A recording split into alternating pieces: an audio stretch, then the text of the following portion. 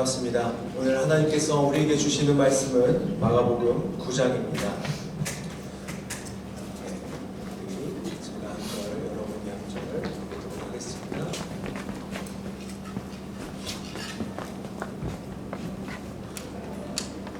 9장 30절에서 37절의 말씀입니다. 그들은 거기에서 나와서 갈릴리를 가로질러 가고 있었다. 예수께서는 이것을 남들이 알기를 바라지 않으셨다.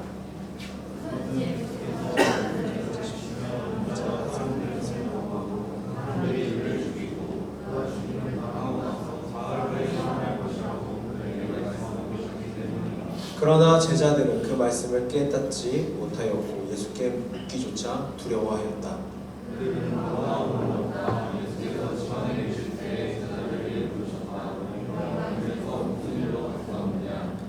제자들은 잠잠하였다. 그들은 길에서 누가 가장 큰 사람이냐 하는 것으로 서로 다투었던 것이다.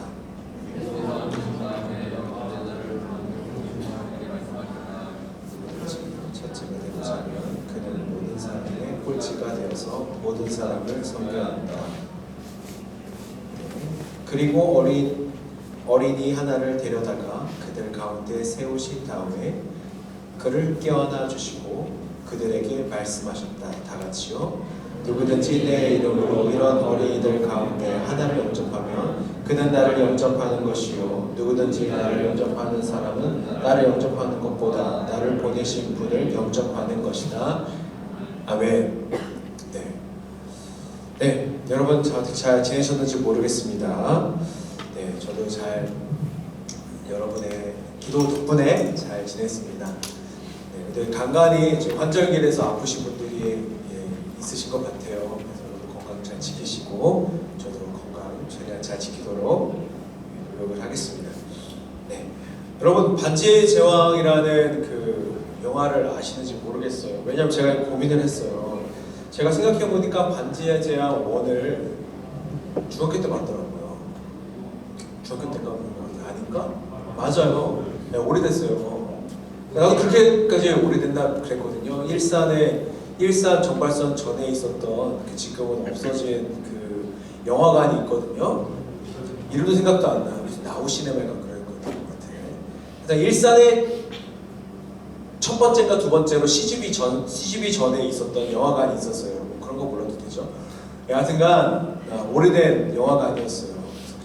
저랑 제 지원이라는 친구랑 거기서 이제 원을 봤는데 처음으로 영화에도 인터미션이 있구나 라는 걸 처음 알게 된 그런 장편 영화죠. 다 아는 거죠? 반지의 제왕 모르면 뭐라도 돼요. 여러분 뭐 젊은 거니까. 저는 모를 수 있어요. 그런데 여러분 오래돼도 볼만해요. 꼭 추천드립니다. 거기에 보면요 아주 중요한 아이템이 나와요. 무슨 아이템이죠? 절대반지. 이제 알죠. 네, 절대반지라는 권사 아시죠? 그럼요. 같은 세대니까 그렇죠. 절대반지라는 아이템이 나와요. 이거는 이제 암흑의 군주가 자신의 모든 힘을 쏟아 넣어서 그 엘프들이 이제 만든 반지라고 나오는데 그만큼 강력한 힘을 가지고 있고 이거 가지고 있으면 뭐 이렇게 힘도 있지만 수명도 늘려주는 능력이 있어요. 그래서 이제 반지가 이제 그런 능력이 있죠. 그와 함께 또 한 가지의 또 뭔가가 있는데 그것은 바로 그 힘을 가지려는 사람들의 아니면 그 어떤 존재의 욕망을 그 안에서 폭발시켜서 이 반지를 가지기 위해서 온갖 노력을 합니다. 그래서 혈연지연 모든 인간의 관계를 다 배신하고 이 모든 것을 다 버려서라도 이 반지를 소유하려고 합니다. 그래서 이제 많이 유명한 장면이 나오죠. My Precious 나오죠. 네.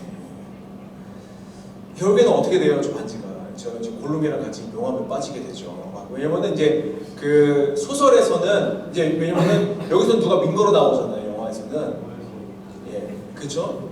근데 원래 그 원작 소설에서는 지 혼자 춤추다가 너무 기뻐가지고 하다가 용암에 실족사해가지고 용암에 빠지는 걸로 나와요. 원래 소설의 원작에서는. 근데 이제 영화에서 좀 더 극적으로 하기 위해서 누군가가 이렇게 밀치는 거로 이제 연출을 했다고 하더라고요.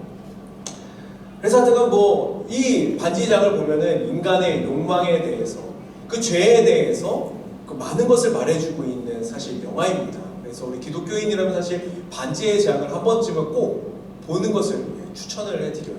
그리고 이 반지 보고 동아리 하나 만들어도 됩니다. 동아리 반지를 보고 동아리 하나 만들어도 돼요. 반지를 본대요.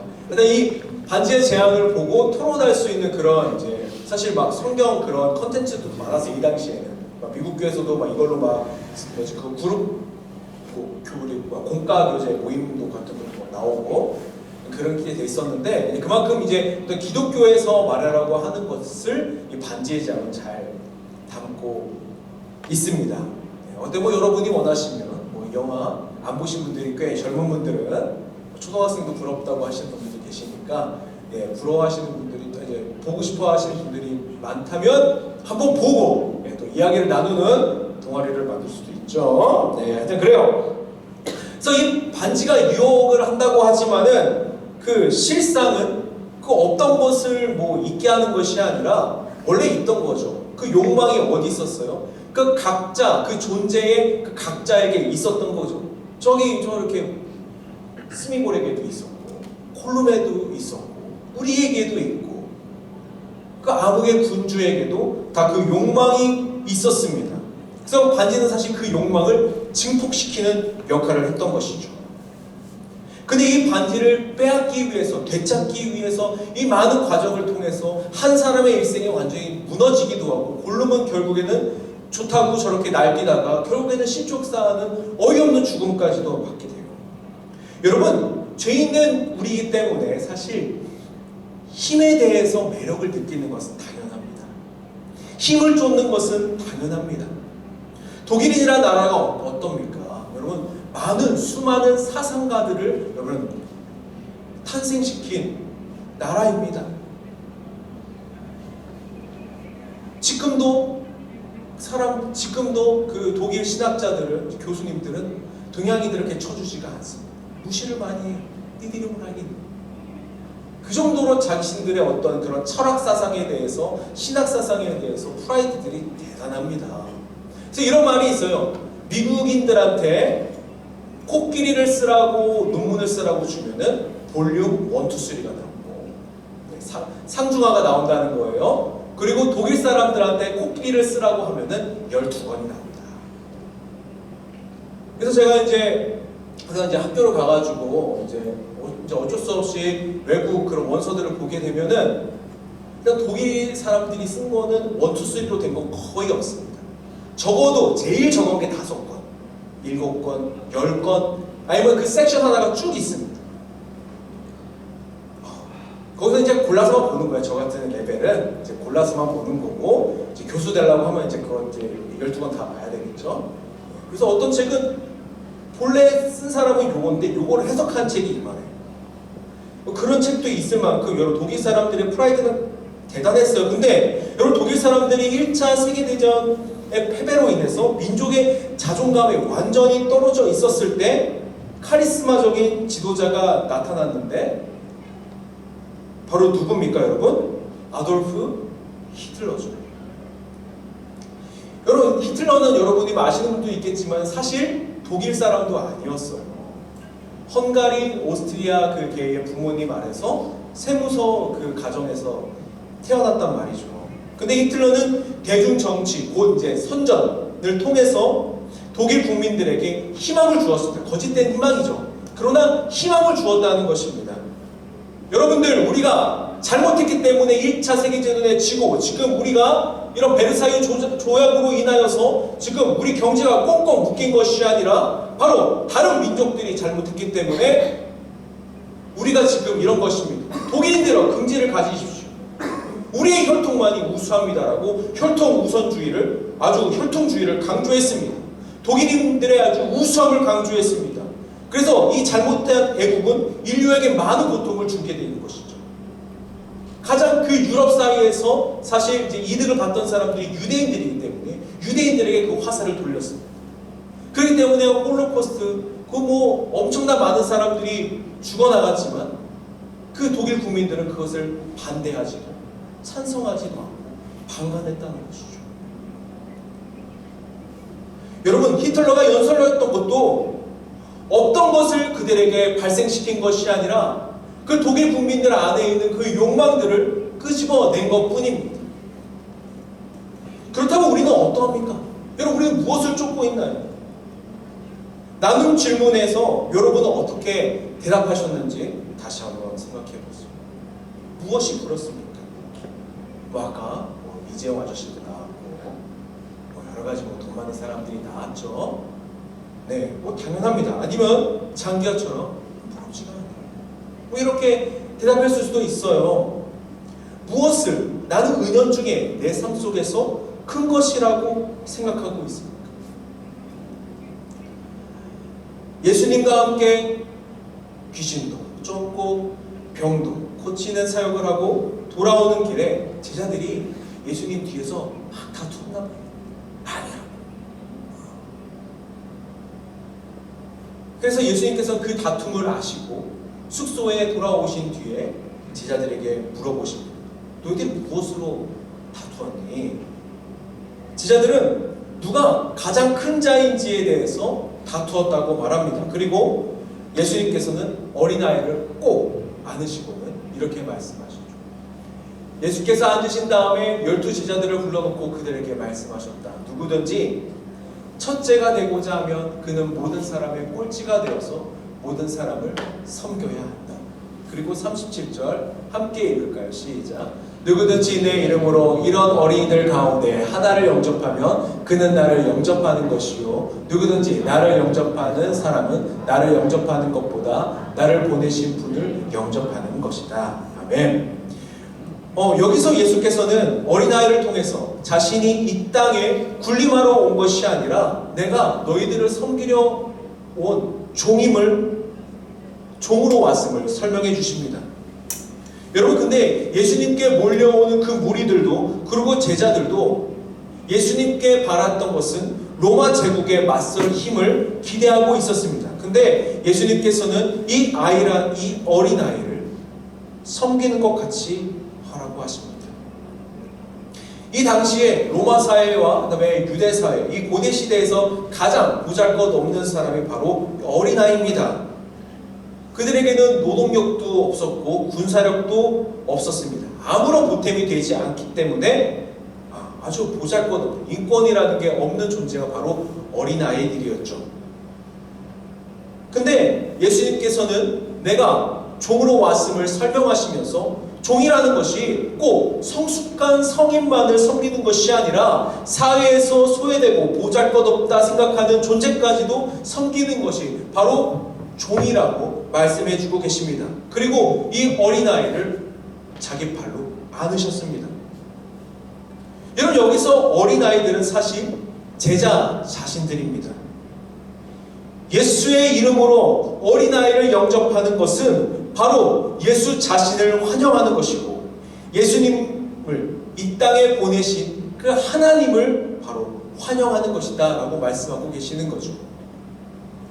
예수님은 그 어린아이와 같이 보잘것없이 우리가 죄로 인하여서 우리 스스로가 구원할 수 없는 그 비참한 가운데 있었지만 예수님께서는 우리를 종의 모습으로 섬기러 이 땅에 오셨고 제자들도 이 어린아이를 섬기는 것과 같이 섬기는 삶을 살아갈 때에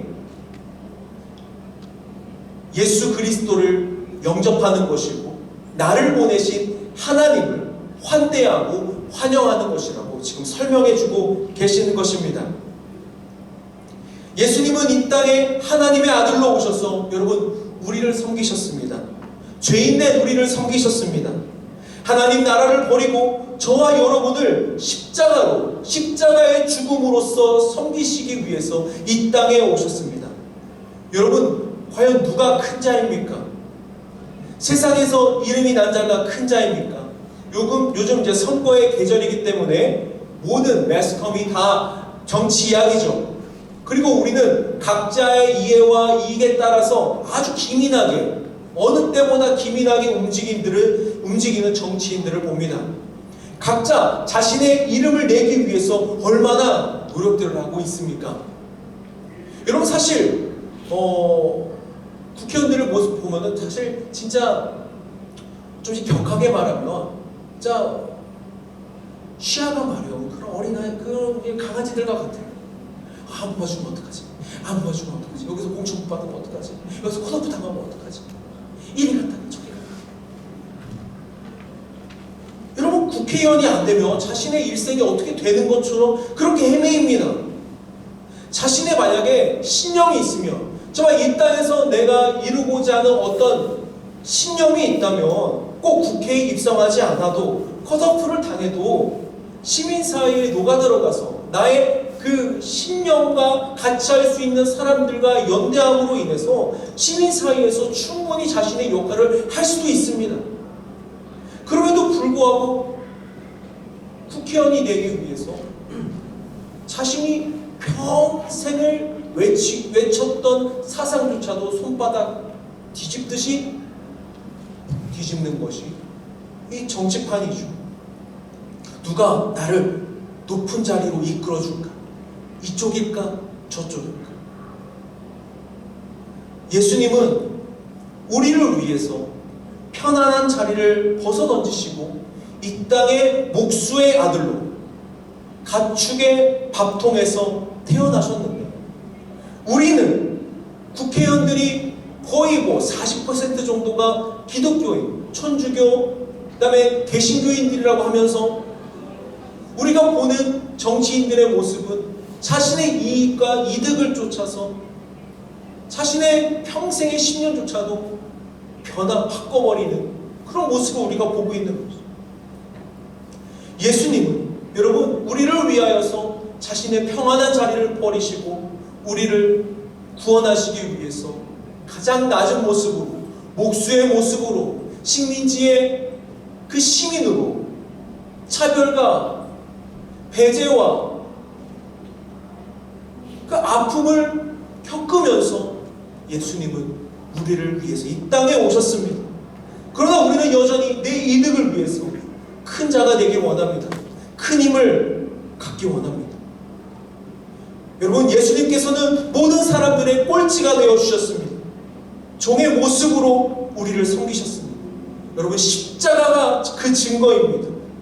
자신의 육체를 십자가에 못 박아 피가 흘려짐으로 인해서 모든 이들을 위한 구원의 이름이 되어주셨습니다. 여러분, 근데 이런 말들이 요한을 좀 자극시켰나 봐요. 38절에 이렇게 말해요. 요한이 예수께 말하였다.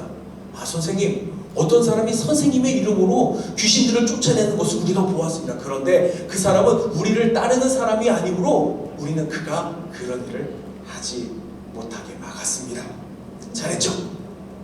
예수님, 이런 거예요. 쉽게 말하면, 예수님, 우리는 예수님의 이름으로 귀신을 내쫓는 것을 집회하고 그러는데, 우리가 지금 예수님과 동고동락을 해도 전도 나가가지고 예수 그리스도의 이름으로 귀신도 병도 못 고치는데, 어디서 듣보잡이 와가지고 말이죠, 우리에도 끼지 않는 사람이 와가지고는 당신의 예수 그리스도의 이름으로 귀신을 내쫓습니다. 이건 좀 아니지 않습니까?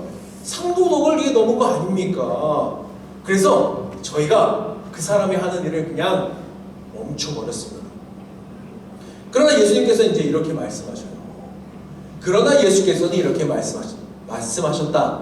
막지 말아라. 내 힘으로 기적을 행하고 나서 쉬이 나를 욕할 사람은 아무도 없기 때문이다. 내 힘으로 기적을 행하면 나를 그렇게 비방할 자가 없을 것이다. 그를 막지 마라. 오히려 나에게 속한 자라고 하면 다른 어떤 사회적으로 가치가 낮다고 평가되는 사람에게 죄를 지으면 차라리 그 맷돌을 목에 달고 바다에 빠지는 게 낫다.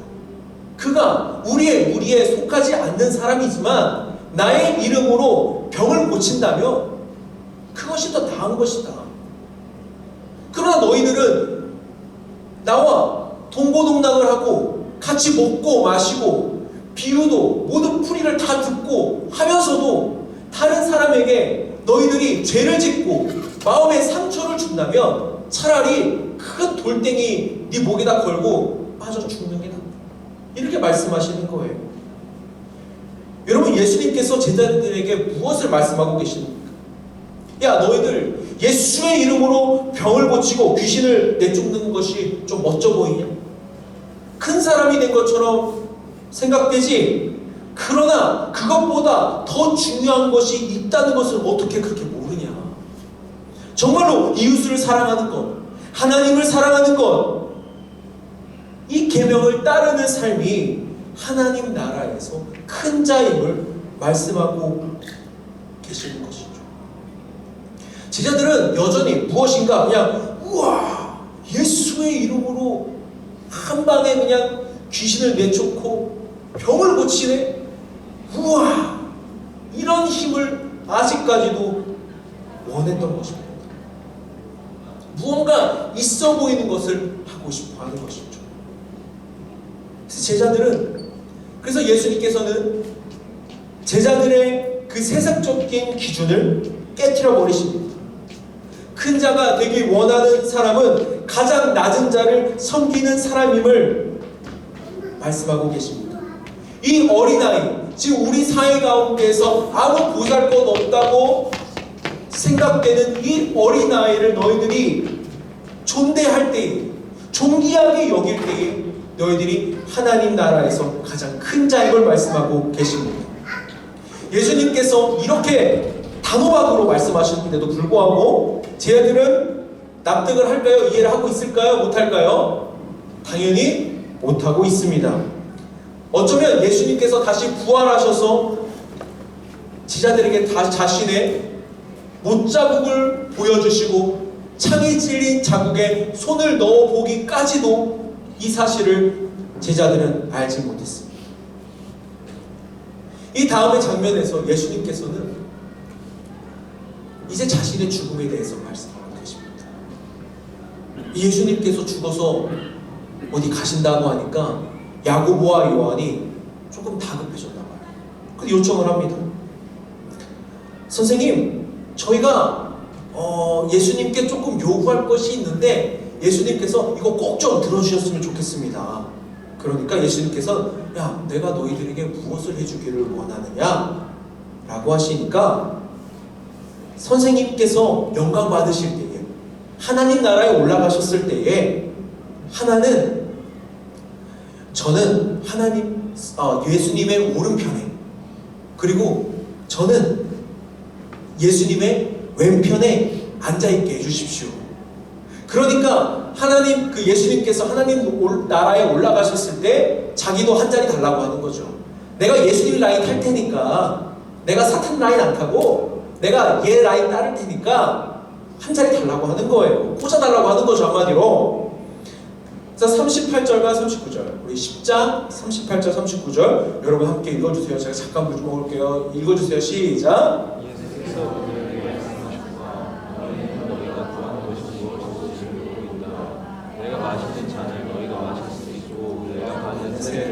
받을 수 있느냐?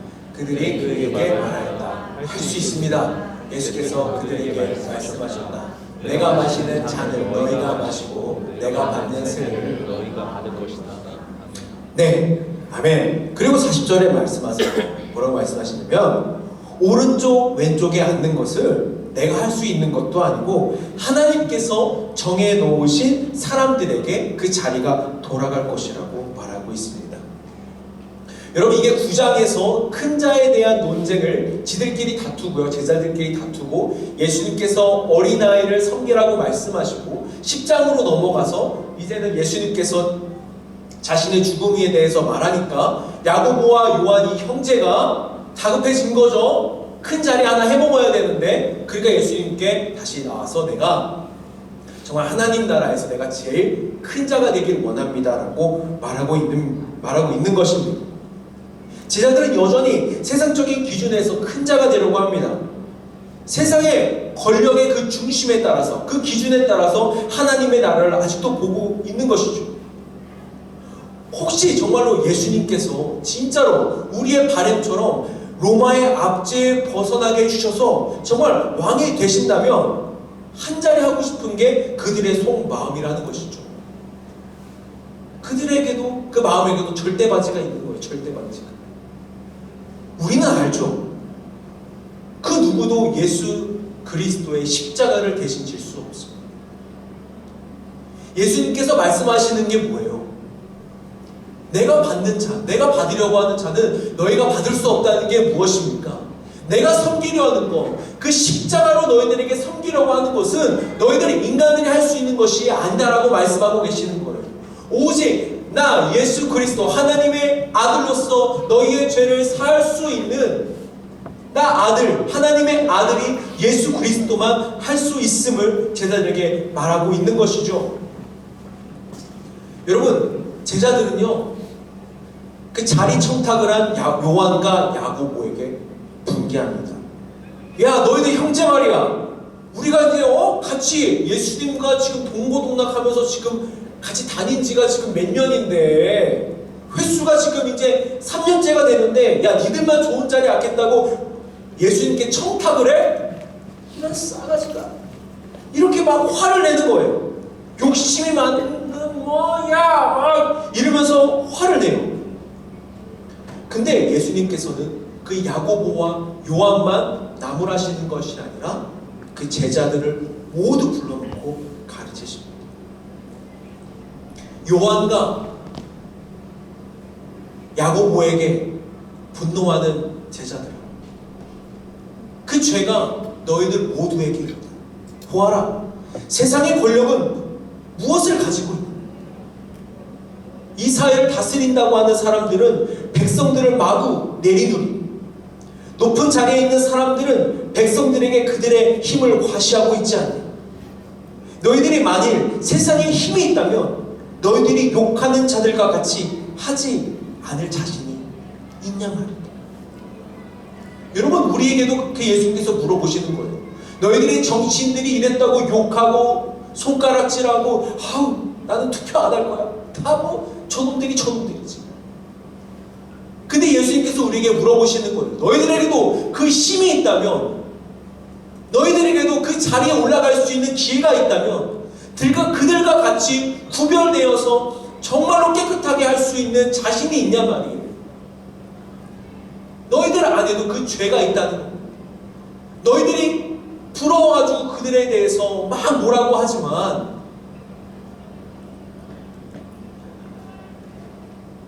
우리 모두에게는 그 욕망이 우리 안에 자리 잡고 있다는 거죠.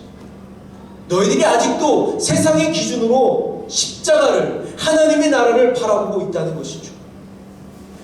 그리스도인들이 그렇게 해서는 안 된다는 것이죠.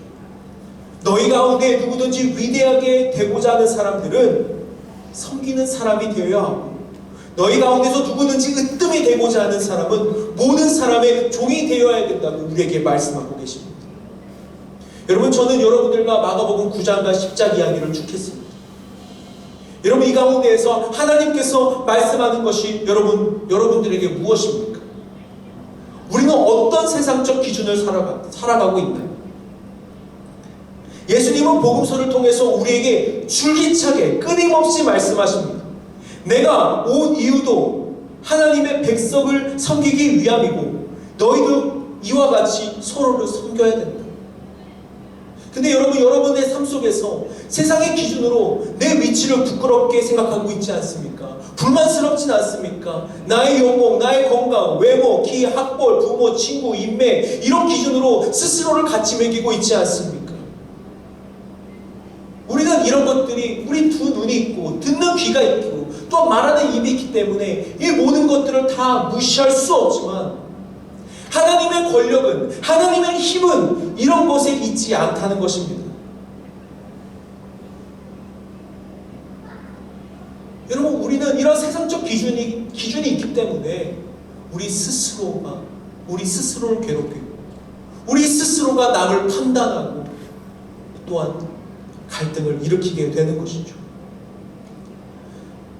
우리는 세상의 힘을 가지려고 노력하는 것이 아니라 예수님이 우리를 섬김으로 인해서 그 생명이라는 힘을 가져오신 그 놀라운 기적과 능력과 같이 우리가 예수께서 주신 그 사랑으로 우리의 삶을 살아갈 때에 하나님은 우리를 큰 자라고 말씀하고 계십니다.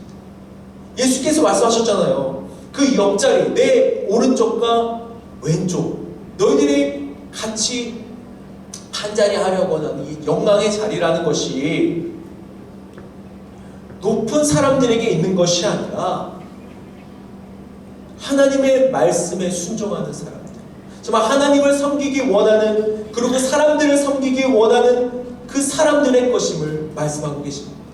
신천지가 말하는 그 14만 4천이 여러분 그 자리가 아닙니다. 신천지 이미 14만 4천이 넘어갔어요. 이제는 이제 등수 매기기 하는 거예요. 이제부터 누가 더 많은 사람들을 깨워오냐, 누가 더 많은 사람들을 데리고 오느냐, 경쟁이 붙고 있습니다. 여러분 14만 4천은 아시겠지만 오히려 이 숫자는 모든 열방에 대해서 말하고 있는 그 비밀된 비밀의 숫자예요. 14만 4천은 선착순이 아니에요. 14만 4천이라는 말은 나중에 여러분 자세히 말해주겠지만 모든 자들이라는 말이에요. 모든 민족이라는 뜻인 거예요. 신천지가 말하는 선착순이 아님을 우리는 여러분 기억해야 됩니다. 다른 사람의 일생을 파괴하면서 그 자리를 오르는 것이 과연 하나님의 뜻일까요, 여러분? 우리 함께 마가복음 10장 45절을 함께 읽습니다. 시작. 인자는 섬김을 받으러 온 것이 아니라 섬기러 왔으며 많은 사람을 구원하기 위하여 치를 몸값으로 자기 목숨을 내주러 왔다. 네, 그렇습니다. 우리는 이렇게 살아야 됩니다. 여러분의 권력은 돈과 명예와 직장과 여러분의 외모에 있지 않습니다.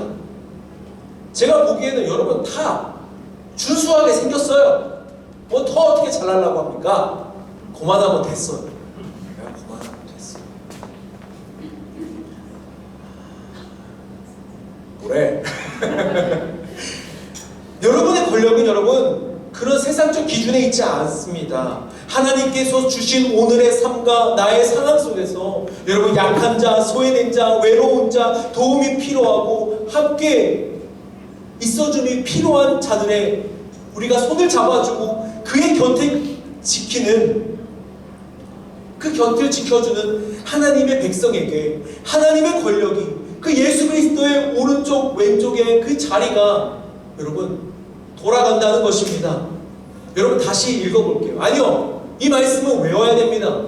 우리 삶이 돼야 됩니다.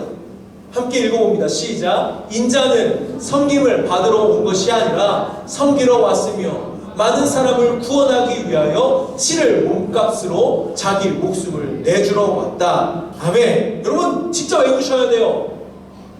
진짜 외우셔야 돼요. 우리 회장님은 이거를 좀 카드 뉴스로 만들어 주셔서 올려주세요. 한 주 동안 여러분 다음 그 모임 시간에 우리 셀 리더가 이거 외웠는지 안 외웠는지 검사하세요. 그리고 못 외운 사람들은 여러분 그 중고등학교 때, 초등학교 때 그 수련했던 것처럼 제가 여기 서 있을 테니까 외울 때까지 집에 못 가. 여러분 예수님께서 당신의 평안한 자리를 버리고 시간을 뚫고 여러분 우리 자리에 오셨어요. 하나님의 나라에 있었다면 예수님께서는 계속 하나님 나라의 영광을 받으시면서 있으실 수 있었습니다. 그러나 우리의 죄로 인하여서 우리 하나님의 백성들이 고통하고 신음하는 것을 도저히 보지 못하고 이 땅에 오셨습니다. 그리고 아픈 자들과 함께 하셨습니다. 우리의 삶을 그 붙잡고 있는 그 죄에서 벗어나게 하시려고 우리를 자유하게 하셨습니다. 여러분 그 절대 반지에서 벗어나기 위해서 그 반지 제왕의 주인공들이 얼마나 나름대로 노력을 합니다. 어디 던져보기도 하고, 그래서 빼앗기 위해서 남의 손가락도 자르고. 그러나 여러분 우리 안에도 그 절대 반지가 여기 있다는 것을 우리가 항상 기억해야 돼요. 그 반지의 장을 지었던 그 작가도 그것을 우리에게 말해주고 싶은 거예요. 우리 안에도 절대 반지가 있다. 그것이 지금 드러나지 않을 뿐이지 너희들 모두에게 절대 반지가 있다는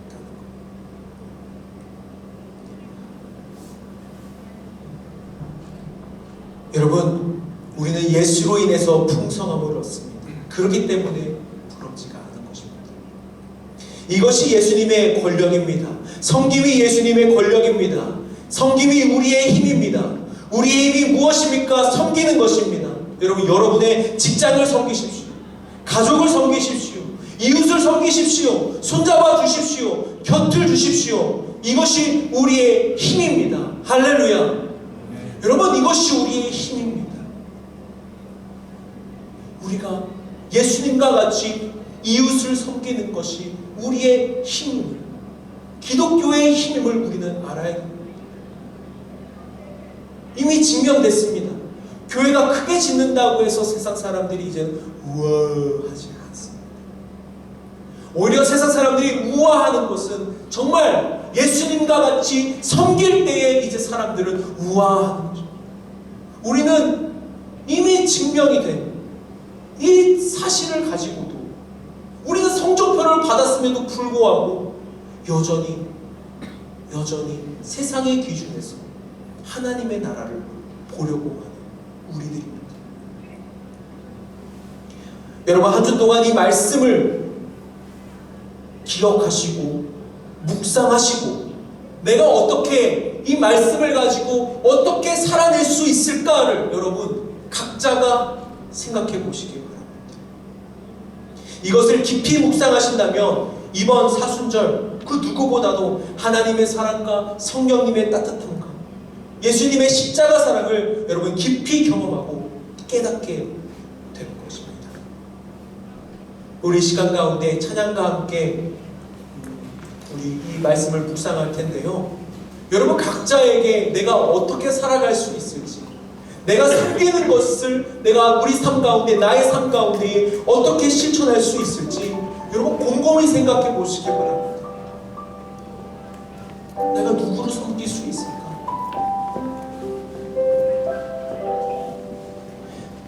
나의 기준으로 내가 저 사람이 보잘것없다라고 생각했는데 저 사람이 내 옆에 없었으면 좋겠다.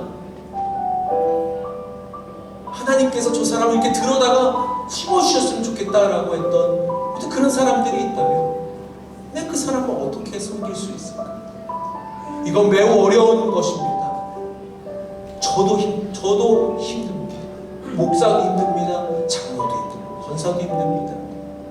그러나 예수님은 그 쉽지 않은 길을 걸으셨던 것입니다. 죄인된 우리를 위해서 그 편안한 자리를 버리고 그 시간을 뚫고 인간의 시간에 들어오신 예수 그리스도를 여러분 묵상하는 오늘 기도와 찬양의 시간이 되길 바랍니다.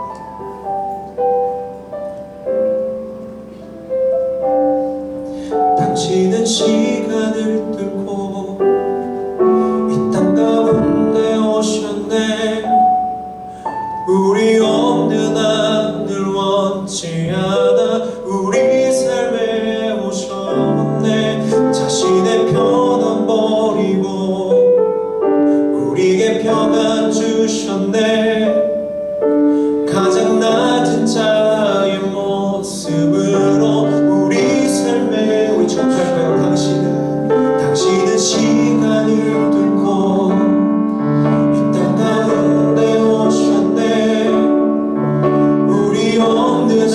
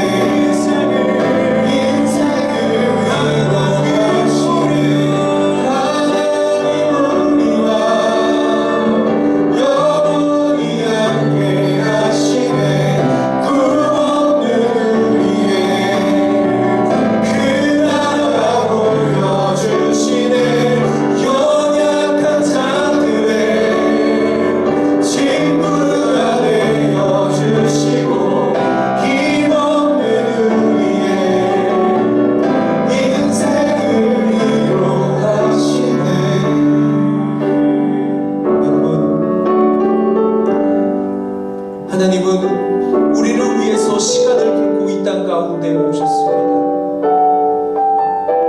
우리 없는 그 하나님의 나라를 원치 않으셨기 때문에, 그것을 지켜보실 수 없었기 때문에 우리의 삶에 찾아오셨습니다. 우리를 섬기러 종의 모습으로 오셨습니다. 여러분, 그것이 우리의 권력입니다. 우리의 힘입니다. 우리의 힘은 예수 그리스도의 섬김을 따라가는 것입니다. 우리의 힘은 여러분 섬김에 있음을 기억하시길 바랍니다. 누군가에게 군림하는 것이 여러분 힘이 아닙니다. 예수님께서는 제자들에게 말씀하십니다. 나와 같이 십자가의 그 길, 그 섬김의 길을 가는 자들에게 하나님의 나라에 참여할 수 있고 내 오른쪽과 왼쪽을 만질 수 있는 그 힘을 가질 수 있다. 여러분, 우리가 오늘은 정말로 내가 어떻게 이 말씀을 가지고 내가 한 주 동안 살아낼 수 있을까? 각자 한번 생각해 보시는, 기도하는 그런 시간을 갖기를 원합니다. 우리 각자 오늘 주시는 마음의 감동과 생각들을 여러분 한번 결단해 보시고,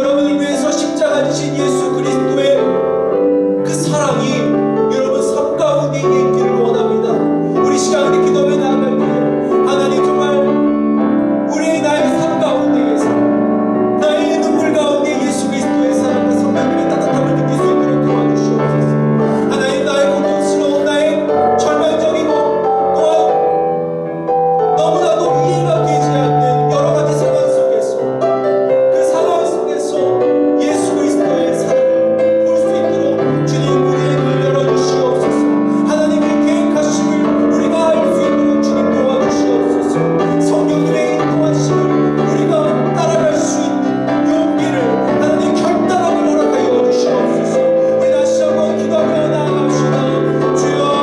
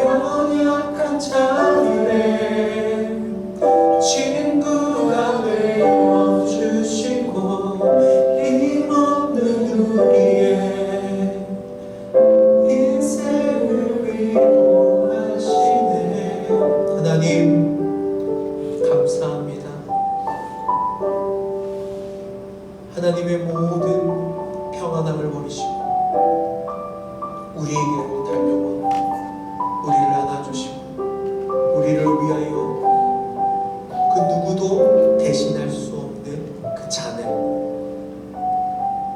그 십자가를 지심을 감사드립니다. 하나님, 우리가 이 시간 가운데 고백하고 또한 믿기를 바랍니다. 정말로 하나님께서 우리와 영원히 함께 하시고, 나는 무엇을 해야 될까? 내가 어떻게 나의 삶을 경영해야 될까? 라고 고민할 때에 우리에게 하나님의 나라를 보여주시니 감사합니다. 정말 우리 연약한 자들을 붙잡아 주시고 친구가 되어 주시고 힘없는 우리의 인생을 위로하시고 다가와 주시고 그 곁을 지켜주심을 감사합니다. 하나님, 우리가 이 말씀을 가지고 어떻게 살아가야 될지 우리가 고민해 보았습니다. 아니, 이제 이 교회를 벗어남과 동시에 더 고민해야 될 것입니다. 그 고민 가운데, 그 치열한 고민 가운데에 하나님께서 우리 청년들을 향한 그 계획들을 보여주시옵소서. 그리고 한 주간 그렇게 고민하고 살아내고 돌아와서 우리 형제 자매들에게 내가 예수 그리스도의 섬김으로 이렇게 살았노라고 고백되어지는 정말 천국잔치와 같은 프리한기 교회 청년부가 될 수 있도록 주께서 인도하여 주시옵소서. 이제는 하나님의 놀라우신 사랑과 예수 그리스도의 그 크신 은혜와 성령의 교통하심이 종의 모습으로 오신 예수님의 그 십자가의 길을 따라가려는 결단하는 모든 우리 프리한기 교회 청년들에게 함께 있기를 축원하옵나이다. 아멘.